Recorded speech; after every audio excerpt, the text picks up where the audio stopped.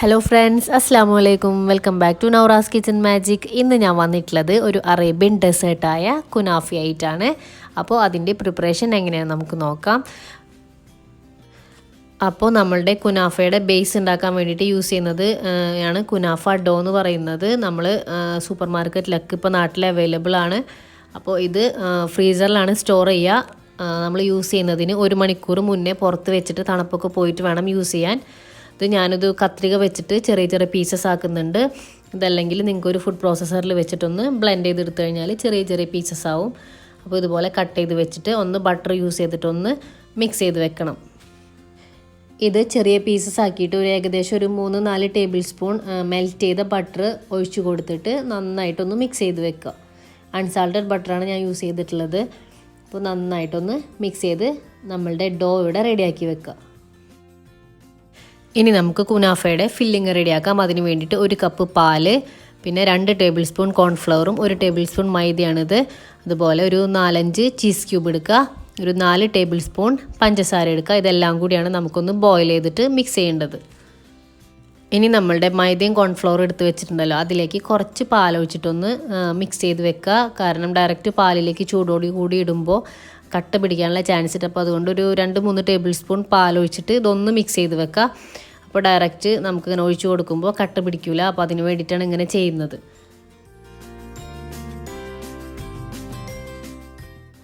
ഇനി നമുക്ക് ഇതെല്ലാം കൂടി ഒന്ന് മിക്സ് ചെയ്തെടുക്കണം. അതിന് വേണ്ടിയിട്ട് ഞാൻ അതിലത്തെ പാലും പഞ്ചസാരയും കൂടിയിട്ട് ഒന്ന് തിളപ്പിച്ചിട്ടുണ്ട്.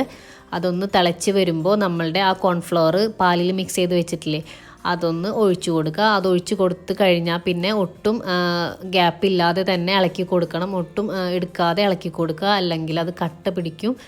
അപ്പോൾ ഇളക്കി കൊടുക്കുമ്പോൾ തന്നെ അത് ഇങ്ങനെ തിക്കായിട്ട് വരും. ആ തിക്കായിട്ട് വരുന്ന സമയത്ത് കുറച്ച് വാനില എസൻസ് ഒഴിച്ചു കൊടുക്കുക. 1 ടീസ്പൂണൊക്കെ ഞാൻ ഒഴിച്ചു കൊടുത്തിട്ടുള്ളത്. അത് ഒഴിച്ചു കൊടുക്കുക.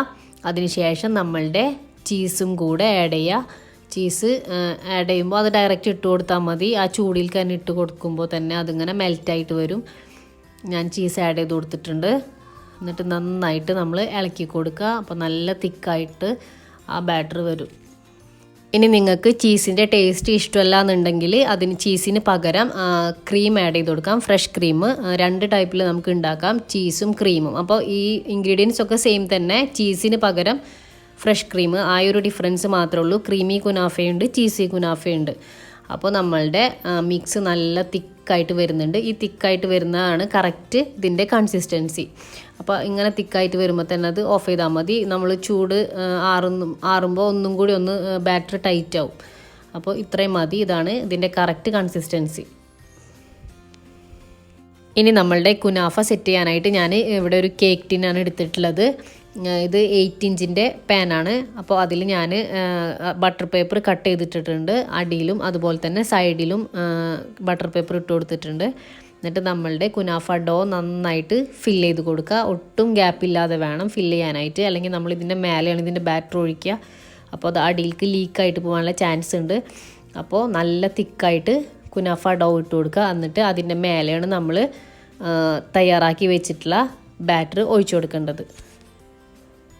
നമ്മളുടെ ചീസിൻ്റെ ബാറ്റർ ഒഴിച്ചു കൊടുക്കുമ്പോൾ എഡ്ജിലേക്ക് മുട്ടാത്ത രീതിയിൽ ഒഴിച്ചു കൊടുക്കുക. കാരണം സൈഡിൽ നമുക്ക് ഡോ വെച്ചിട്ട് തന്നെ ഫില്ല് ചെയ്യണം.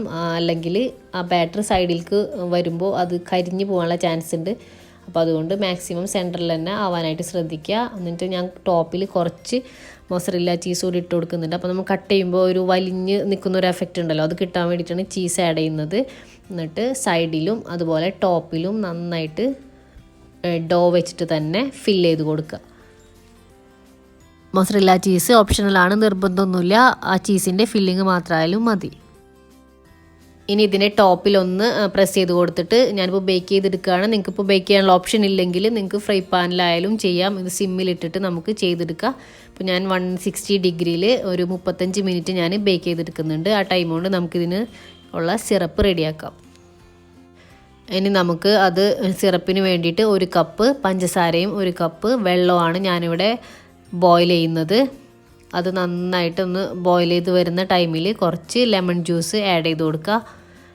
കുറച്ച് മതി, ഒരു ചെറിയ പീസ് ആണ് ലെമൺ ജ്യൂസ് ആഡ് ചെയ്യുന്നത്. അത് നന്നായിട്ടൊന്ന് ബോയിൽ ചെയ്തിട്ട് മാറ്റി വെക്കുക.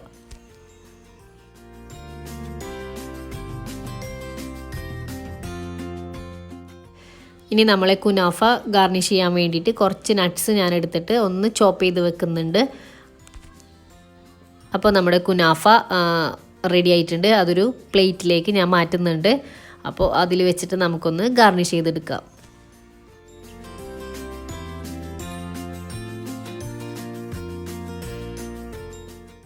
ഇനി നമ്മൾ തയ്യാറാക്കി വെച്ചിരിക്കുന്ന ഷുഗർ സിറപ്പ് ഇതിലേക്കൊന്ന് സോക്ക് ചെയ്ത് കൊടുക്കാം.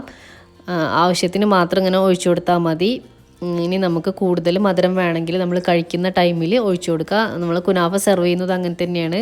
കുനാഫയുടെ കൂടെ ഒരു ചെറിയ ബൗളിൽ ഷുഗർ സിറപ്പ് ഒഴിച്ചിട്ട് വെക്കും. ഇനി നമുക്ക് ഇതിനെ നട്ട്സ് ഇട്ടിട്ടൊന്ന് ഗാർണിഷ് ചെയ്ത് കൊടുക്കുക.